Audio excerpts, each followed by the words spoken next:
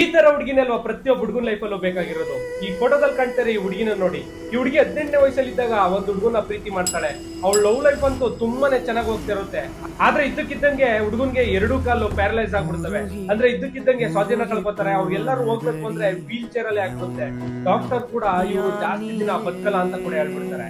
ಇದನ್ನೆಲ್ಲ ನೋಡಿ ಹುಡುಗಿ ಮನೆಯವ್ರು ಹೇಳ್ತಾರೆ, ಇನ್ನು ಅವನೇ ನೋಡ್ಕೊಳಕ್ಕಾಗಲ್ಲ, ನಿನ್ನೆಲ್ಲಿ ನೋಡ್ಕೊತಾನೆ, ಬೇರೆ ಹುಡುಗನ ನೋಡ್ತೀವಿ, ಮದ್ವೆ ಆಗ್ಬಿಡು ಅಂತ ಹೇಳ್ತಾರೆ.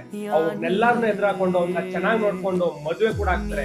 2 ವರ್ಷ ಅವ್ರ ಮನೆಯವ್ರನ್ನ ಕೂಡ ಮಾತಾಡ್ತಾರಲ್ಲ. ಇದೆಲ್ಲ ಆಗ್ತಾ ಇರ್ಬೇಕಾದ್ರೆ ಅವ್ರಿಗೆ ಮುದ್ದಾದ ಒಂದು ಹೆಣ್ಮಗು ಕೂಡ ಆಗುತ್ತೆ. ಆ ಮಗು ಹುಡ್ತಾನೆ ಒಂದು ತುಟಿ ಸೀಳೋಗಿರೋದ್ರಿಂದ ಹುಡುಗಿಗೆ ಮಾತು ಬರ್ತಿರಲ್ಲ. ಮತ್ತೆ ಹುಡುಗನ್ನ ಎಲ್ಲಾರು ಬ್ಲೇಮ್ ಮಾಡಕ್ಕೆ ಶುರು ಮಾಡ್ತಾರೆ, ಇದೆಲ್ಲ ಆಗಿತ್ತು ಈ ಹುಡುಗನಿಂದಾನೆ ಅಂತ.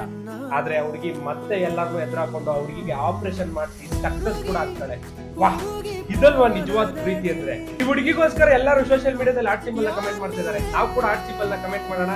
ನಿಮ್ ಹುಡುಗರಿಗೆ ಹುಡುಗಿಗೆ ಶೇರ್ ಮಾಡಿ ಹೇಳಿ, ನಾನು ನಿಮ್ಮನ್ನ ಇಷ್ಟೇ ಪ್ರೀತಿ ಮಾಡ್ತೀನಿ.